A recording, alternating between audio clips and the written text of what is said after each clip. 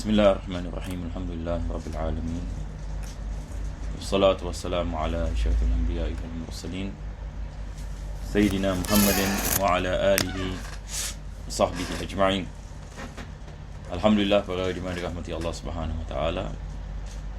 InsyaAllah kita akan meneruskan pengajian dalam kitab ini, Umdatus Salik. Sebenarnya pada hari ini giliran yang untuk kitab Bulughul Maram. Cuma yang ni saya terlupa ya. Jadi tak apa, kita masuk ini kepada kitab Umdatus Salik. InsyaAllah besok kita meneruskan ini kepada pengajian kitab ini, Bulughul Maram ini, insyaAllah ta'ala.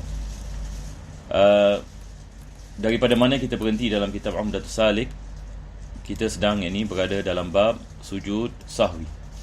Jadi sekarang insyaAllah ta'ala kita lihat apa yang disebutkan oleh penulis ini dalam bab ini, iaitu beliau mengatakan asbabu sujud sahwi isnan. Kita ulang kajian ini sekali lagi. Semalam saya ada membicarakan beberapa perkara berkenaan dengan perkara ini yang disebut dalam kitab. Beliau mengatakan sebab ini sujud sahwi ada dua sebab. Kita lihat kitab-kitab yang lain mungkin ada perbezaan dalam segi lafaz ya. Ada kitab ini misalnya mengatakan sebab sujud sahwi ada 4 sebab, ada kitab mengatakan 3 sebab. Tetapi sebenarnya semua adalah sama. Cuma beliau yang ini merumuskan ini, maksudnya dia merumuskan kesemuanya yang ini kepada 2 sebab. Maka sebab yang pertama, beliau mengatakan meninggalkan sesuatu yang diperintahkan. Tarku ma'murin bihi. Yani sebab yang pertama adalah kita meninggalkan sesuatu, manakala sebab yang kedua adalah kita melakukan perkara yang dilarang dalam solat. Irtikabu manhiin anhu. Yani melakukan sesuatu yang diharamkan misalnya, ataupun yang tidak dibolehkan yang ini di dalam solat. Jadi ini adalah sebab ini yang kedua berkenaan dengan sujud sahwi. Selepas itu ini beliau mengatakan fa in taraka ruknan washtaghala bima ba'dahu thumma dzakara tadarakahu wa ata bima ba'dahu wa sajada lis-sahwi.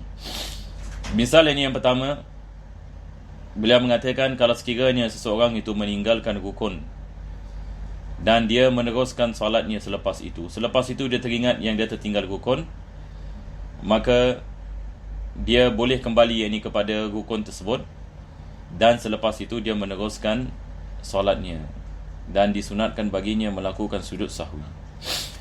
Taib, apakah yang dimaksudkan di sini? Misalnya adalah satu orang ini misalnya dia tidak baca Fatihah. Dia masuk ke dalam solat dan dia tidak membaca surah Fatihah. Maka dia melakukan rukuk, i'tidal, sujud. Yang pertama duduk di antara dua sujud. Apabila dia duduk pada sujud yang kedua, dia teringat yang tadi dia tak baca Fatihah. Taib, soalannya di sini, apakah yang harus dia melakukan? Apakah yang harus ini dia melakukan? Maka di sini kita mengatakan dia belum lagi sampai kepada rukun pada rakaat yang seterusnya. Yani dia meninggalkan Fatihah dan dia belum lagi sampai kepada rakaat yang kedua pada rukun Fatihah. Maka di sini kita mengatakan diwajibkan dia kembali kepada rukun yang tertinggal, iaitu daripada sujud yang kedua tadi dia bangun terus dan dia membaca Fatihah bagi rakaat yang pertama. Bagaimana pula dengan rukuk yang dia telah melakukan, i'tidal yang dia telah melakukan, sujud yang pertama yang dia telah melakukan, duduk di antara dua sujud yang dia telah melakukan? Ini semua kita mengatakan lagwun, iaitu tak pakai. Dia nak kena melakukannya sekali lagi, iaitu setelah dia kembali baca Fatihah, maka dia kena rukuk sekali lagi, dia kena i'tidal sekali lagi, dia nak kena sujud sekali lagi, dan dia kena duduk, dan semua ini kena diwajibkan dia melakukan sekali lagi. Ini yang penulis ini mengatakan summa zakara wa tadarakahu wa ata bima ba'dahu. Yani dia teringat yang dia tertinggal rukun, maka dia pun melakukan rukun tersebut dan dia melakukan apa yang datang selepas rukun itu. Sebab apa yang dia melakukan selepas itu pada awalnya tidak dikira disebabkan tidak ada tertib, dan dalam keadaan seperti ini disunatkan dia melakukan sujud sahwi.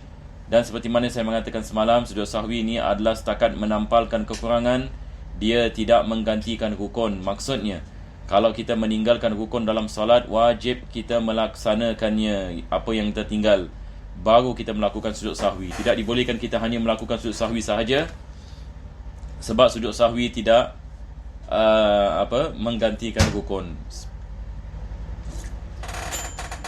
Maka ini adalah misal yang pertama bagi orang yang meninggalkan sesuatu yang diperintahkan, iaitu dia meninggalkan misalan rukun. Ini adalah misalnya yang pertama. Dan dalam masa yang sama juga, kalau sekiranya dia meninggalkan Fatihah misalan pada rakaat yang pertama, tadi saya mengatakan selagi mana dia tak sampai kepada rukun yang sama pada rakaat yang seterusnya. Bagaimana pula kalau dia ingat pada rakaat yang ketiga misalan? Rakaat yang pertama dia meninggalkan Fatihah, dia teringat pada rakaat yang ketiga. Maka dalam keadaan seperti ini kita mengatakan tidak dibolehkan dia kembali kepada rakaat yang pertama, maka wajib dia menggantikan satu rakaat. Sebab masanya sudah sampai. Dia sudah sampai kepada rakaat rukun yang seterusnya, maka rakaat yang pertama itu tidak dikira. Maka diwajibkan dia menambah satu rakaat. Jadi kalau salat zuhur 4 rakaat, maka diwajibkan dia menambah satu rakaat, seolah-olah dia melakukan salat 5 rakaat disebabkan rakaat yang pertama tidak sah. Walau taraka ba'dan, kalau dia meninggalkan salah satu daripada ba'dan. Apa yang dimaksudkan dengan ba'dan di sini? Taib, yang dimaksudkan dengan ba'dan di sini adalah sunnat ab'an. Sunnat ab'an. Dalam salat kita ada dua jenis sunnat. Yani amalan yang disunatkan dalam salat terbagi kepada dua bahagian. Kita ada apa yang dikenali sebagai sunnat ab'an, dan sunnat ab'an ini dia adalah serupa rukun. Dia adalah perkara yang serupa, yakni rukun, akan tetapi tidak diwajibkan kita melakukannya. Cuma disebabkan ia perkara yang ditekankan dalam Islam, maka disunatkan kita melakukan sujud sahwi kalau kita meninggalkannya. Pertama sekali kita ada tasyahud awal. Tasyahud awal dia adalah daripada sunat ab'an. Yang kedua, duduk dalam tasyahud awal. Yang ketiga, selawat atas Nabi SAW pada tasyahud awal. Jadi ini sudah 3 perkara. Yang keempat, kita ada doa kunut. Yang kelima, berdiri dalam doa kunut. Yang keenam, selawat atas Nabi SAW dalam doa kunut. Dan selepas itu, yakni kita ada selawat atas Nabi SAW, selawat atas ahli keluarga Nabi SAW pada tasyahud akhir. Itu adalah daripada sunat ab'an. Maka mana-mana daripada perkara ini kita meninggalkannya, disunatkan kita melakukan sujud sahwi. Jadi ini yang dimaksudkan, dia mengatakan walau taraka ba'dan walau amdan, walaupun yang ini dia sengaja melakukan. Misalan satu orang ini, misalan dia sengaja tidak melakukan tasyahud awal. Dia sengaja tidak melakukan tasyahud awal. Dia naik pada rakaat yang ketiga. Adakah disunatkan dia melakukan sujud sahwi? Disunatkan dia melakukan sujud sahwi. Disunatkan dia melakukan sujud sahwi. Begitu juga kalau dia meninggalkan doa kunut, dia meninggalkan misalan selawat atas ahli keluarga Nabi SAW, maka disunatkan baginya melakukan sujud sahwi, walaupun yang ini dia sengaja melakukannya. Dan begitu juga kalau sekiranya dia tidak sengaja melakukannya. Walau taraka ghairahuma lam yasjud, kalau sekiranya dia tidak meninggalkan yakni sunat, yakni ab'ad, maka tidak disunatkan baginya melakukan sujud. Yani sebagai misal, dia tidak mengangkat tangan apabila takbir misalan. Adakah disunatkan dia sujud sahwi? Tidak. Dia tidak mengatakan sami Allahu liman hamidah, ataupun dia tidak melafazkan takbiratul intiqal. Takbiratul intiqal ini hukumnya sunnah, melainkan takbiratul ihram itu adalah wajib. Tapi takbiratul intiqal seperti sami Allahu liman hamidah, selepas itu takbir daripada qiyam, kita nak pergi kepada rukuk, daripada i'tidal pergi kepada sujud, dan zikir dalam rukuk, zikir dalam sujud, zikir yang duduk di antara dua sujud. Ini semua adalah daripada sunat, apa yang dikenali sebagai sunat hayat. Ini semua adalah daripada sunat hayat.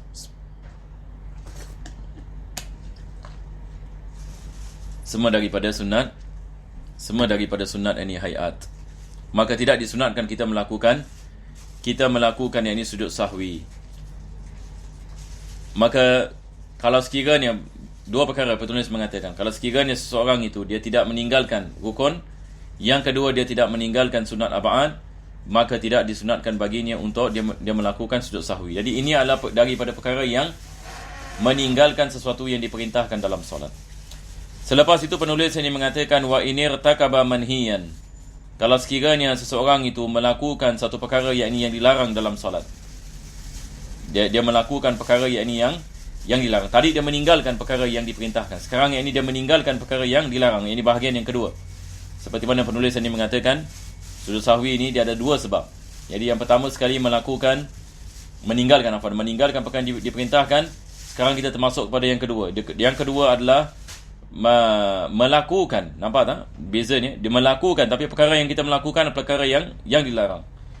Maka dia mengatakan barang siapa yang melakukan perkara yang dilarang, wa in irtakaba manhiyan, kalau dia melakukan perkara yang manhi, yang dilarang, fa in lam yubtil 'amduhu salata lam yasjud. Tapi kalau sekiranya perkara yang dilarang itu dia tidak membatalkan salat, kalau sekiranya dia melakukan dengan sengaja, maka ini kita mengatakan tidak disunatkan dia melakukan yang ini sujud sahwi. Kalau sekiranya kita mengatakan melakukan perkara yang dilarang ini tidak yang ini membatalkan salat, maka tidak disunatkan kita melakukan sujud sahwi. Maka di sini maksudnya adalah perkara yang dilarang ini dalam salat ini kadang-kala dia membatalkan salat kita. Kadang-kala dia tidak membatalkan salat.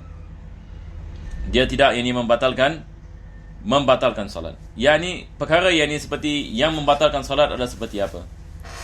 Misalnya satu orang ini menambah rukun. Satu orang ini salat 5 rakaat, salat zuhur 4 rakaat, tapi yang ini dia sengaja naik kepada rakaat yang kelima. Sengaja. Adakah batal salatnya? Maka salatnya ini menjadi batal. Salatnya menjadi batal.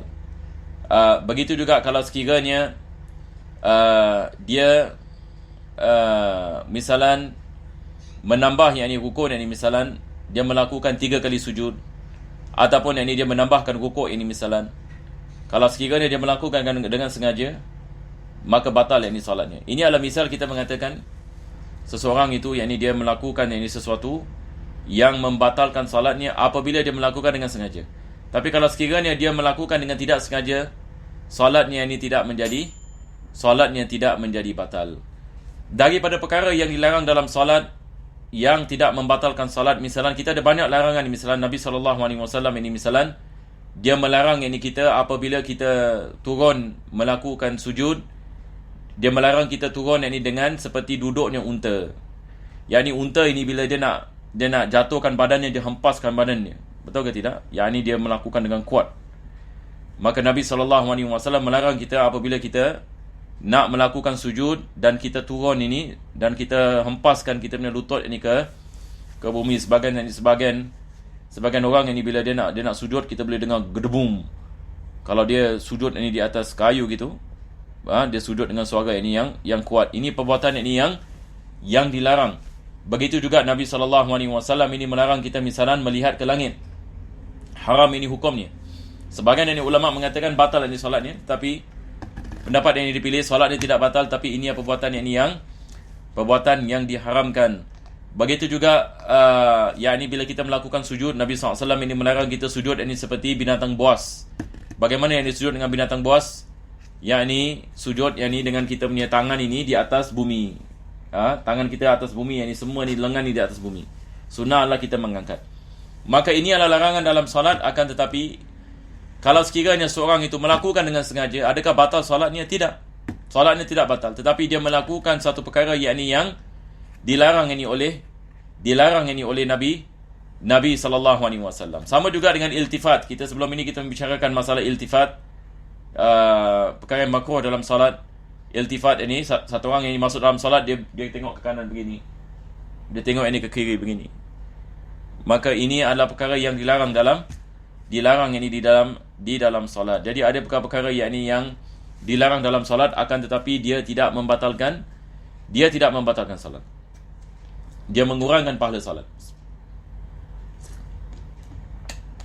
Jadi ini yang dikatakan oleh penulis, fa in abtala sajada li sahwihi. Tapi kalau sekiranya perkara tersebut membatalkan salat, seperti tadi saya memberikan misal, dia naik pada rakaat yang kelima misalnya dengan sengaja. Tapi kalau sekiranya dia tak sengaja, seperti mana penulis mengatakan li sahwihi, kalau dia tak sengaja naik pada rakaat kelima, selepas itu dia teringat yang ini adalah rakaat yang kelima, dia turun balik untuk tasyahud, maka ini kita mengatakan tidak batal salatnya, akan tetapi disunatkan dia melakukan sujud sahwi. Disunatkan yakni dia melakukan sujud sahwi. Dan begitu juga dengan benda-benda yang lain seperti tambah rukuk, tambah sujud.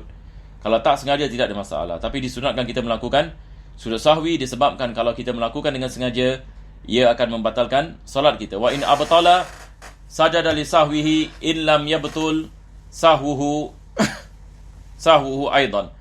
Walaupun yakni solatnya ini tidak yakni menjadi yakni batal, walaupun yakni solatnya ini tidak yakni menjadi batal, maka disunatkan yakni baginya yakni untuk melakukan sujud sahwi. Selepas itu penulis ini akan membicarakan sekarang ini tentang perkara yakni yang pengecualian. Jadi ada pengecualian. Tadi dia mengatakan misalan melakukan perkara yang mana kalau dengan sengaja membatalkan salat. Tapi ada pengecualian. Ada perkara yang kita melakukan dengan sengaja. Ada perkara yang mana kita melakukan ini dengan sengaja, dia tidak membatalkan salat. Akan tetapi disunatkan kita melakukan sujud sahwi. Ini dia. Jadi dia mengatakan wa yustasna mimma la yubtilu amduhu. Daripada perkara yakni yang dikecualikan, daripada perkara yakni yang bila kita melakukan dengan sengaja dia tidak membatalkan salat. Misalnya adalah idza qara al-Fatihata aw at-tashahhuda aw ba'dahuma fi ghairi mawdi'ihi. Kalau dia baca Fatihah ataupun tasyahud bukan pada tempatnya. Satu orang ini misalan bila dia duduk di antara dua sujud dia baca Fatihah misalan. Bila dia duduk di antara dua sujud dia baca Fatihah misalan, maka di sini kita mengatakan dia membaca Fatihah bukan pada tempatnya. Betul ke tidak? Satu orang ini naik qiyam, dia baca tasyahud. At-tahiyyatul barakatus salawatut tayyibatu lillah misalan. Kadang-kadang ini berlaku. Kalau orang yang lalai misalan ataupun terlalu ngantuk misalan, yakni dia qiyam ini dia menyangkakan ini dia sedang dalam tasyahud. Maka ini penulis ini mengatakan fa innahu yasjudu lisahwihi, dan disunatkan bagi dia melakukan sujud disebabkan kelalaiannya, wala yubtilu amduhu, dan hakikatnya hatta kalau dia melakukan dengan sengaja ini tidak membatalkan salat, sebab ini dikirakan sebagai zikir dan Quran. Seperti mana kita mengatakan membaca zikir dan Quran tidak membatalkan salat. Kalau sekiranya dia baca bukan pada tempatnya, maka disebabkan ini adalah rukun qauli, Fatihah dengan tasyahud, maka disunatkan yang baginya yakni untuk dia melakukan sujud sahwi. Maka ini adalah pengecualian daripada apa yang kita membicarakan. Selepas itu penulis ini mengatakan wal i'tidalu min ar-ruku' wal julus baina sajdatain ruknani qasiran tabtulu as-salatu bi italatihima amdan fa in tawwalaha sahwan sajada. Seterusnya beliau mengatakan wal i'tidalu min ar-ruku' wal julus baina sajdatain, berkenaan dengan masalah i'tidal dengan duduk di antara dua sujud. Ini adalah rukun qasiran. Penulis mengatakan dua rukun yang pendek. Apa maksud dua rukun yang pendek? Kalau seseorang itu dia memanjangkan i'tidal ataupun duduk di antara dua sujud dengan sengaja, batal salatnya. Kalau dia melakukan dengan sengaja. Tapi kalau sekiranya dia melakukan dengan tidak sengaja, maka di sini penulis mengatakan disunatkan yakni baginya untuk yakni dia melakukan sujud sahwi. Walau nasiya tasyahud al-awwal, kalau dia lupa yakni baca tasyahud awal, fa dzakarahu ba'da intisabihi, dan dia mengingatnya selepas yakni dia berdiri tegak, yakni pada rakaat yang ketiga. Nampak tak? Dia tinggal tasyahud awal, maka dia naik pada rakaat ini yang ketiga. Harumal audu ilaihi, diharamkan dia kembali kepada tasyahud awal, disebabkan tasyahud awal hukum sunnah. Manakala dia sudah melakukan yang wajib, qiyam ini pada rakaat yang ketiga adalah wajib, maka kita tidak boleh meninggalkan yang wajib untuk melakukan kembali kepada sunnah. Fa in 'ada 'amdan batalat, kalau sekiranya dia sengaja kembali kepada tasyahud awal, batal salatnya. Au sahwan, kalau sekiranya dia terlupa. Au jahilan, kalau sekiranya dia jahil misalan, maka dalam keadaan seperti ini disunatkan baginya untuk dia melakukan sujud sahwi. Wa yalzamuhul qiyam idza dzakarahu, kalau sekiranya dia dah berdiri yakni selepas itu yakni dia kembali kepada apa kita mengatakan tasyahud awal. Bila dia dalam tasyahud awal disebabkan dia teringat, maka wajib ini dikembali yakni kepada dia kembali yakni kepada qiyam dan tidak dibolehkan baginya untuk meneruskan yakni tasyahud awal. Wallahu a'lam bissawab. Wa sallallahu ala sayyidina Muhammadin wa ala alihi wa sahbihi wasallam. Insya-Allah besok pada hari yang kali yang akan datang kita akan meneruskan daripada sini.